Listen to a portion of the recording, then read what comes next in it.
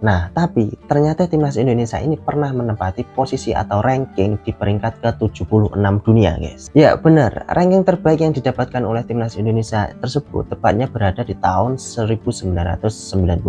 Dimana, halo guys, selamat datang di Ruang Terbuka Hijau.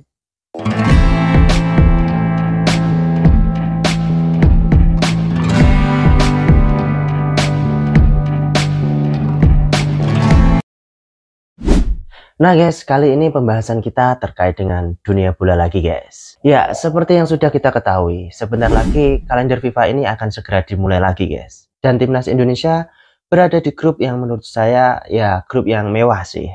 Karena timnas Indonesia berada dalam satu grup langganan Piala Dunia. Seperti Jepang, Australia, dan kemudian juga ada Arab Saudi. Nah, lalu kenapa timnas Indonesia bisa berada dengan satu grup langganan Piala Dunia ini guys? Apakah hal ini disebabkan karena peringkat atau ranking Indonesia itu sendiri? Yang sebagaimana kita ketahui, ranking timnas Indonesia saat ini masih berada di luar 100 besar dunia. Seberapa pentingkah sebuah ranking bagi sebuah timnas sepak bola itu sendiri? Nah, oke, berdasarkan hal tersebut, di dalam video kali ini saya akan mengajak kalian untuk membahas terkait dengan seberapa pentingnya ranking bagi sebuah timnas sepak bola. Nah, namun masih seperti biasanya guys, buat kalian yang belum subscribe, silahkan subscribe dulu channel ini agar saya semakin semangat untuk membuat konten buat kalian. Jangan lupa share ya. Yuk.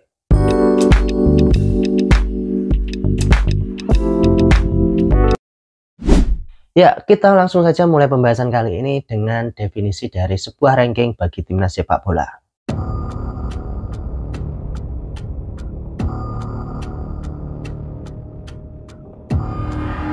Ya, mengutip dari Starting Eleven ID, ranking FIFA merupakan sebuah sistem yang menyajikan data tim nasional negara-negara anggota FIFA yang diurutkan berdasarkan hasil pertandingan di kompetisi resmi tingkat dunia hingga laga-laga non-turnamen seperti misalnya laga uji coba. Kemudian diketahui FIFA ini mempublikasikan daftar urutan peringkat dari anggotanya pada bulan Desember tahun 1992 sebagai dasar untuk perbandingan keseberapa kekuatan anggota-anggota FIFA tersebut.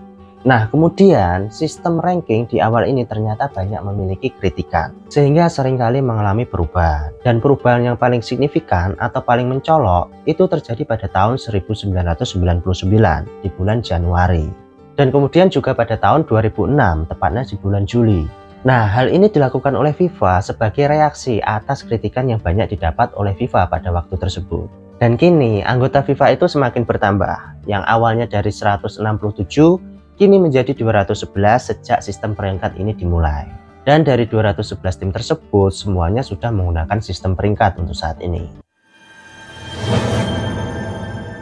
Nah, jadi seperti itu guys, seperti yang sudah saya katakan di awal tadi, sejak sistem ranking ini diterapkan oleh FIFA, ternyata banyak sekali mendapatkan kritikan dari anggota-anggotanya sendiri, sehingga seringkali perubahan dilakukan oleh FIFA sebagai reaksi atas kritikan yang diterimanya oleh anggota-anggotanya tersebut. Dan berdasarkan hal tersebut, sejak tahun 2006, FIFA mulai menggunakan sistem baru untuk mengelola sistem peringkat tersebut.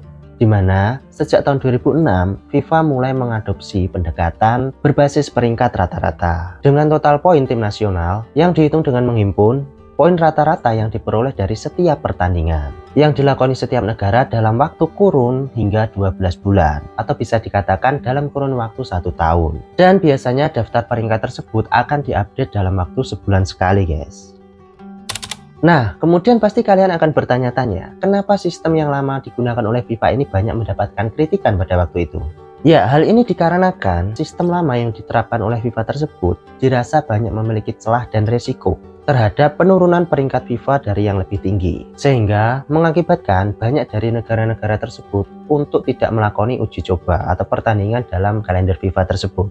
Atau bisa dikatakan dengan kata lain, enggan untuk melakoni sebuah pertandingan dalam kalender FIFA. Karena mereka ketakutan akan kehilangan poin sehingga peringkat mereka menjadi turun. Nah, jadi seperti itu guys. Coba kalian bayangin jika sistem lama ini masih diterapkan oleh FIFA. Dan kemudian banyak dari anggota FIFA tersebut yang pintar mencari celah. Mungkin di setiap kalender FIFA atau FIFA Matchday itu akan jarang terjadi pertandingan guys ya. Karena apa? Ya seperti yang sudah saya katakan sebelumnya tadi, pasti akan banyak tim-tim dari anggota FIFA tersebut yang mengurangi jadwal laga uji cobanya, atau bisa dikatakan mengurangi laga FIFA Matchday-nya guys. Ya daripada kehilangan poin, mending tidak usah ikut laga uji coba, toh poin kita masih tinggi. Daripada kita harus turun peringkat nanti kalau kita melakukan laga uji coba. Gimana guys menurut kalian? Apakah sependapat dengan saya? Atau mungkin memiliki pendapat pribadi? Bisa tulis di kolom komentar juga ya guys ya. Dan jangan lupa koreksi ya jika ada yang salah. Nah, oke lanjut. Setelah sistem lama yang diterapkan oleh FIFA tersebut banyak mendapatkan kritik, sekarang FIFA menggunakan metode penilaian dengan sistem yang bernama ELO. Nah, pasti kalian juga akan bertanya, apa kepanjangan dari sistem ELO ini? Ya, gak ada guys, gak ada kepanjangannya ELO ini. Ya, tapi juga bukan ELA-ELO ya guys ya. Ya, ini merupakan sebuah sistem guys. Ya, sebagaimana diketahui, sistem ELO ini sudah diterapkan untuk cabang olahraga lain, guys. Nah, kemudian apa sebenarnya sistem penilaian dengan metode ELO ini? Ya, berbeda dengan sistem penilaian dengan metode rata-rata tadi, guys. Metode ELO ini merupakan sebuah metode yang menambah atau mengurangi poin sebuah tim yang sudah ada secara keseluruhan sebelum memulai suatu pertandingan, di mana poin yang ditambah atau dikurangi tersebut merupakan sebagian yang ditentukan oleh kekuatan relatif dari dua lawan. Termasuk pemikiran logis, tim yang memiliki peringkat lebih tinggi akan diunggulkan ketika menghadapi tim yang berada di peringkat di bawahnya atau memiliki peringkat yang lebih rendah dari tim tersebut. Di mana metode baru ini lebih menekankan kepada bobot yang akan dilakoni dalam setiap pertandingan. Fase gugur dari Piala Konfederasi dan Piala Dunia memiliki bobot yang lebih tinggi tentunya, dibandingkan dengan pertandingan di fase grup atau bahkan laga uji coba yang berada di luar kalender FIFA. Ya, singkatnya sistem ranking FIFA ini lebih mudah berubah dengan adanya pertandingan yang akan dilakoni oleh sebuah timnas sepak bola. Nah, jadi seperti itu guys, perbedaan antara penilaian dengan metode rata-rata dan menggunakan metode ELO. Dimana dalam metode sebelumnya, perubahan peringkat atau ranking itu akan diupdate dalam waktu sebulan sekali atau memiliki waktu tertentu dalam mengupdate peringkat tersebut. Sementara di ELO ini bisa berubah sewaktu-waktu guys.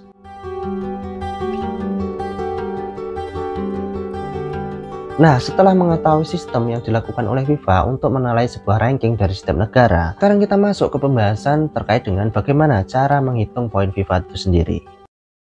Nah, pasti ada di antara kalian yang bertanya-tanya dalam hati kalian, sebenarnya bagaimana cara menghitung dan cara mendapatkan poin dari FIFA? Ya, ternyata FIFA sendiri sudah membagi beberapa bobot dalam setiap pertandingan guys. Seperti misalnya laga uji coba yang dilakoni atau yang diselenggarakan di luar kalender FIFA. Pertandingan tersebut hanya akan mendapatkan 5 poin FIFA yang diperuntukkan tentunya untuk pemenangnya. Sedangkan pertandingan di perempat final di fase grup Piala Dunia itu akan memiliki poin yang lebih tinggi guys. Atau dengan kata lain memiliki poin yang terbesar, yaitu 60 poin guys. Wah, ini banyak banget guys, 60 poin guys. Ya jadi semisal timnas Indonesia ini nanti bisa menang ketika menghadapi tim-tim langganan Piala Dunia yang saya sebutkan tadi, otomatis timnas Indonesia ini juga akan mendapatkan banyak poin guys, sehingga juga otomatis akan bisa mendongkrak poin timnas Indonesia untuk merangkak ke atas. Jadi ya seperti harapan kita guys, minimal masuk ke 100 besar dunia lah. Bagaimana menurut kalian? Apakah sependapat dengan saya atau mungkin memiliki pendapat pribadi? Bisa tulis di kolom komentar ya guys ya. Nah, kemudian untuk menghitung poin FIFA itu sendiri, ternyata FIFA ini juga sudah memiliki rumus yang bisa dikatakan cukup jelimet juga guys. Karena apa? Ya karena ada beberapa faktor yang perlu diperhatikan, dimana dalam perhitungan poin itu sendiri menggunakan rumus poin sama dengan poin before ditambah I dalam kurung W dikurangi WE kurung tutup. Ya nanti akan saya tampilkan rumus yang diterapkan oleh FIFA ini ya biar jelas guys ya. Dimana rumus tersebut mengacu pada 4 faktor, yaitu poin before atau yang bisa dikatakan poin sebelum bertanding, I yang merupakan bobot pertandingan, kemudian ada W yang merupakan hasil pertandingan, dan kemudian WE yang merupakan hasil yang diharapkan dari sebuah pertandingan. Nah jadi dengan adanya formula ini, kita jadi tahu bahwasannya jika tim mengalahkan tim yang berada di peringkat atasnya, atau memiliki peringkat lebih tinggi dari tim tersebut, maka poin yang didapat juga akan semakin besar. Ya, seperti kemarin misalnya. Jika semisal timnas Indonesia kemarin bisa mengalahkan Argentina, yang mana menurut informasi laga tersebut juga mendapatkan poin oleh FIFA, sehingga jika timnas Indonesia kemarin itu bisa mengalahkan Argentina, otomatis timnas Indonesia juga akan mendapatkan banyak poin pada saat itu. Dan selain itu pastinya juga akan mendapatkan gelar baru ya guys ya. Nah, oke, setelah kita membahas terkait dengan perhitungan dan sistem yang jelimet tadi, sekarang kita masuk ke pembahasan seberapa pentingnya sebuah ranking bagi timnas sepak bola di dunia ini.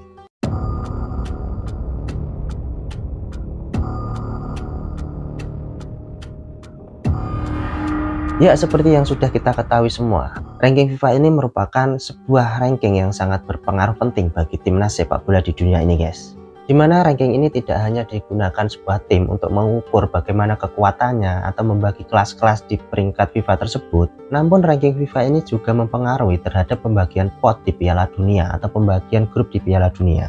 Ya, tapi ranking FIFA ini juga digunakan dalam membagi sebuah tim dalam pertandingan besar dunia. Seperti misalnya di Piala Dunia, guys. Ya, sistem ranking FIFA ini akan berdampak atau memiliki dampak besar apabila sudah masuk ke dalam agenda besar FIFA. Ya, seperti contohnya Piala Dunia tadi, guys. Dimana ranking FIFA ini akan berpengaruh terhadap pembagian pot atau pembagian grup di Piala Dunia. Nah, jadi seperti guys. Jadi semisal Indonesia ini memiliki ranking yang lebih tinggi dari ranking saat ini, atau jika Indonesia ini masuk ke 100 besar lah atau 50 besar lah, otomatis Indonesia juga akan masuk ke dalam tim-tim papan atas di wilayah Asia ini, guys. Sehingga timnas Indonesia itu juga tidak akan bertemu dengan tim-tim papan atas lainnya. Nah, tapi dikarenakan timnas Indonesia untuk saat ini memiliki ranking yang ya bisa dikatakan cukup bawah, ya di 100 lebih lah. Hal inilah yang menjadikan timnas Indonesia itu masuk ke grup yang mewah. Karena apa? Ya karena harus menghadapi tim-tim langganan Piala Dunia seperti yang sudah saya katakan tadi, harus menghadapi Australia, Jepang, dan juga Arab Saudi, ada juga Cina nanti, dan ada juga Bahrain. Nah, jadi seperti itu guys, bagaimana menurut kalian? Tentunya jika ada yang salah dikoreksi ya guys ya. Nah, tapi selain itu, ada juga yang menyebutkan bahwasanya ada regulasi dari sebuah federasi yang mengharuskan sebuah negara itu memiliki peringkat lebih tinggi atau masuk ke 70 dunia agar pemain dari negara tersebut bisa masuk atau bermain di federasi tersebut.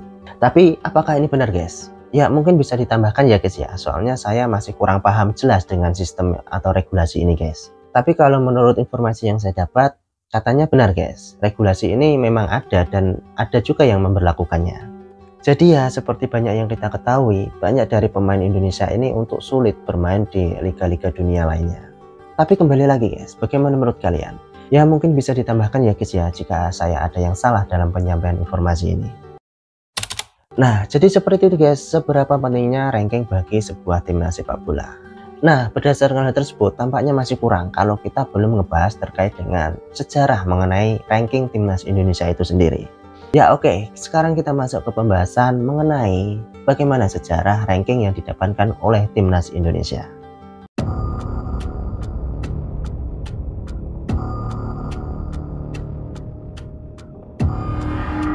Ya, sebagaimana yang kita ketahui, ranking timnas Indonesia saat ini meningkat drastis guys. Bahkan menurut informasi yang saya dapat, ranking timnas Indonesia saat ini mencapai 133 dunia. Dan merupakan ranking terbaik sejak tahun 2011 yang lalu. Nah, tapi ternyata timnas Indonesia ini pernah menempati posisi atau ranking di peringkat ke-76 dunia, guys. Ya, benar, ranking terbaik yang didapatkan oleh timnas Indonesia tersebut tepatnya berada di tahun 1998. Di mana pada saat itu timnas Indonesia masih dihuni oleh pemain-pemain kawakan seperti misalnya Kurniawan Dwi Julianto, Hendro Kartiko, dan yang lain sebagainya. Dan di masa itu, timnas Indonesia ini merupakan sebuah tim yang disegani oleh tim-tim ASEAN atau bahkan tim Asia lainnya.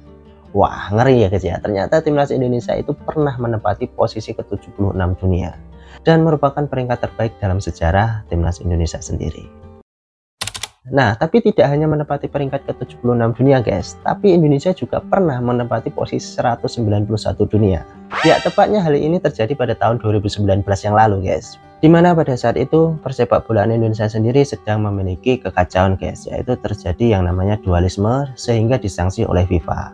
Atau ya bisa dikatakan sebagai masa kelam atau masa suramnya persepak bolaan Indonesia guys. Sehingga kenangan saat dibantai oleh Bahrain 10 gol tanpa balas itu menjadi kenangan yang terpahit yang sangat sulit untuk dilupakan bagi pecinta sepak bola Indonesia guys. Nah, jadi seperti itu guys, ternyata timnas Indonesia ini pernah masuk ke dalam peringkat 100 dunia, tapi juga pernah hampir menjadi peringkat ke-200 dunia.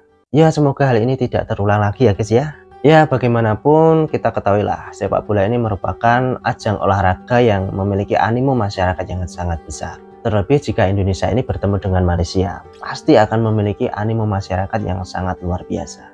Oke, ditambah lagi saat ini bisa diketahui timnas Indonesia itu sendiri sedang berada di top performanya guys ya. Ditambah lagi dengan memiliki amunisi pemain-pemain yang berkualitas. Ya kalau menurut saya bisalah untuk memberi kejutan di putaran selanjutnya kualifikasi Piala Dunia nanti. Apalagi jika dilihat peluang Indonesia ini untuk masuk ke Piala Dunia ini semakin besar. Karena apa? Karena jumlah peserta Piala Dunia tahun 2026 nanti memiliki kenaikan dibandingkan peserta Piala Dunia tahun-tahun sebelumnya. Sehingga potensi dan peluang timnas Indonesia ini otomatis juga akan meningkat untuk bisa masuk ke Piala Dunia. Bagaimana menurut kalian guys?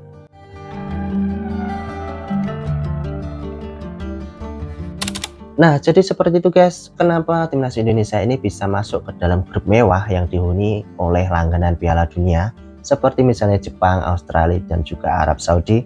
Ya karena ranking Indonesia ini berada di ranking bawah ya guys ya. Ya semoga di kualifikasi Piala Dunia nanti timnas Indonesia ini bisa memberikan kejutan ya guys ya. Sehingga otomatis bisa mendongkrak ranking FIFA timnas Indonesia itu sendiri. Ya minimal bisa masuk ke ranking 100 besar dunia ya guys. Serta menunjukkan kepada dunia bahwasanya ada kekuatan baru yang siap untuk bertarung di Piala Dunia nanti. Oke, mungkin itu dulu sedikit pembahasan yang bisa saya sampaikan di video kali ini. Ya semoga dengan adanya video ini bisa sedikit menambah wawasan kita ya guys ya. Ya semoga timnas Indonesia saat ini yang sedang berada di top performanya bisa meraih kejayaannya lagi sehingga bisa masuk ke peringkat 100 besar dunia. Dan otomatis masuk ke Piala Dunia tahun 2026 nanti guys. Ya sehingga kita bisa nobar timnas Indonesia di Piala Dunia. Apapun hasilnya kita akan selalu mendukung timnas Indonesia. Sama dengan seperti slogan kalah ku dukung menang ku sanjung. Nah oke, tidak lupa jika ada yang salah dalam pengucapan kata atau penyampaian informasi juga tolong dikoreksi dan tolong dimaafkan. Dan tentunya buat kalian yang ingin request terkait dengan pembahasan di video selanjutnya bisa tulis saja di kolom komentar. Oke, saya Rian Darmawan dari Ruang Terbuka Hijau. Sampai ketemu di video selanjutnya. Bye.